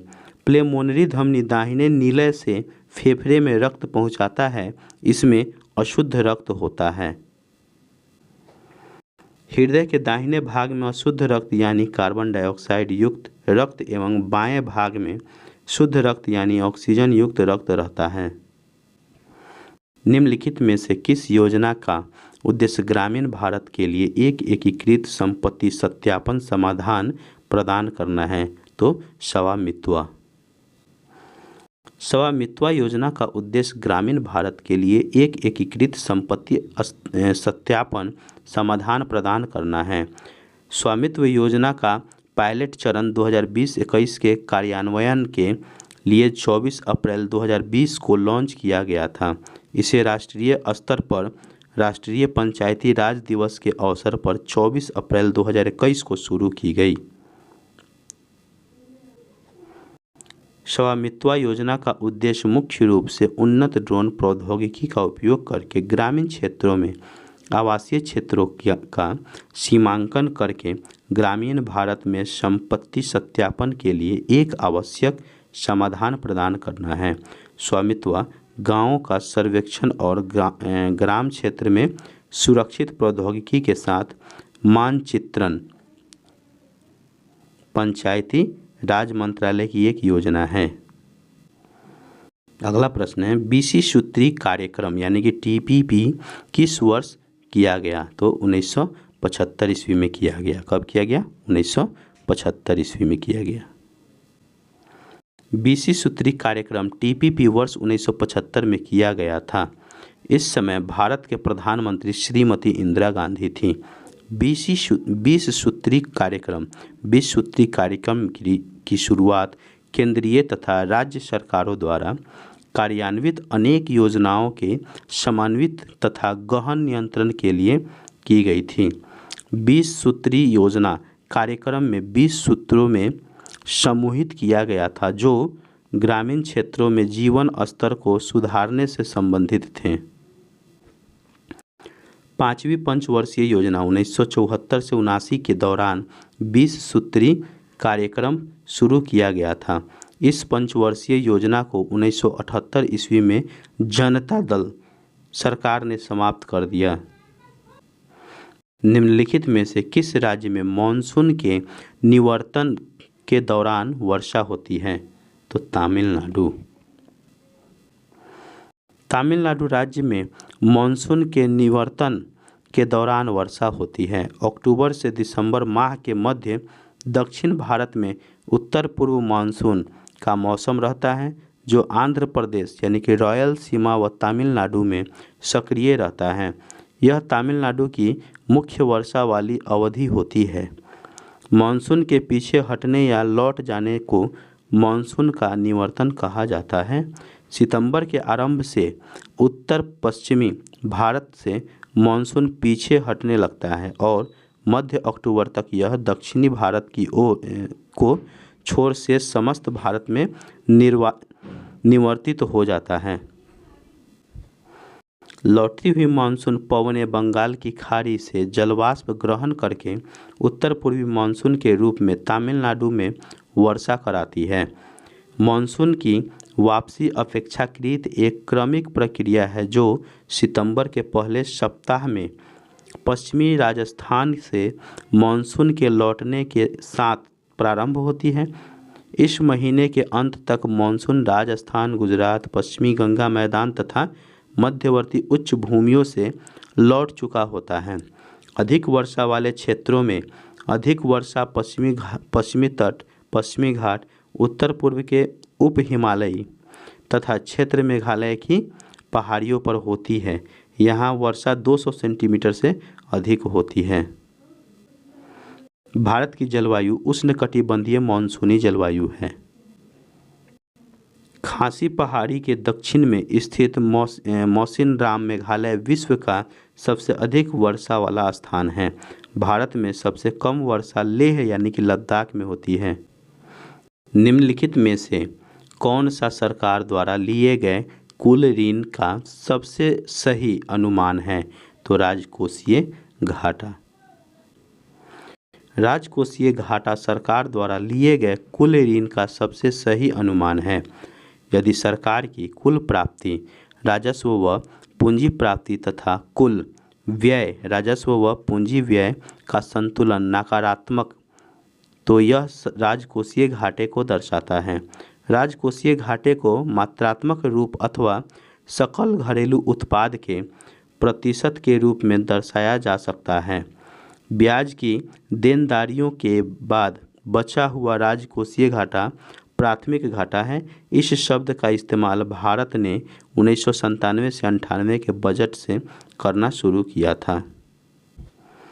राजकोषीय घाटे का वह भाग जिसकी आपूर्ति सरकार को आरबीआई के द्वारा की गई, यानी कि कर्ज के रूप में, उसे मौद्रिक घाटा कहा जाता है।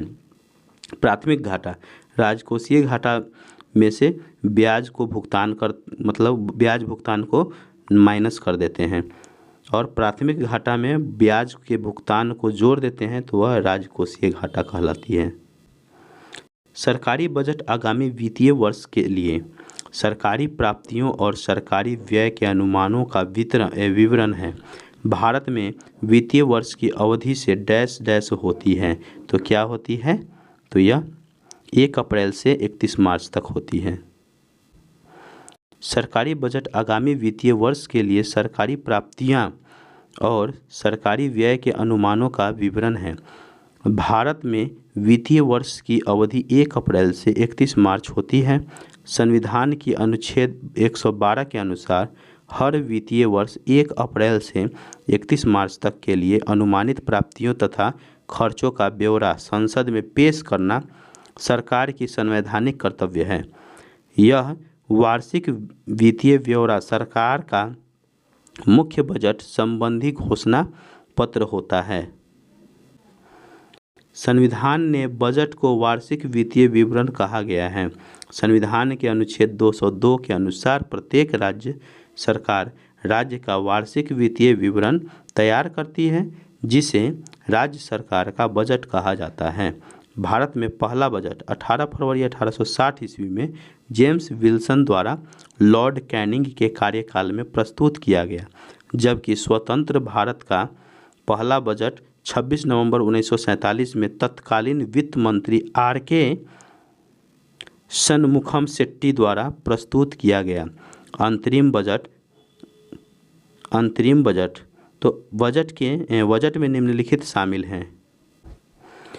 राजस्व एवं पूंजी का अनुमानित प्राप्तियां, राजस्व बढ़ाने के लिए उत्पाद एवं साधन, खर्च का अनुमान, वास्तविक प्राप्तियां एवं खर्च का विवरण, आने वाले साल के लिए आर्थिक एवं वित्तीय नीति, कर व्यवस्था, खर्च की योजना एवं नई परियोजना।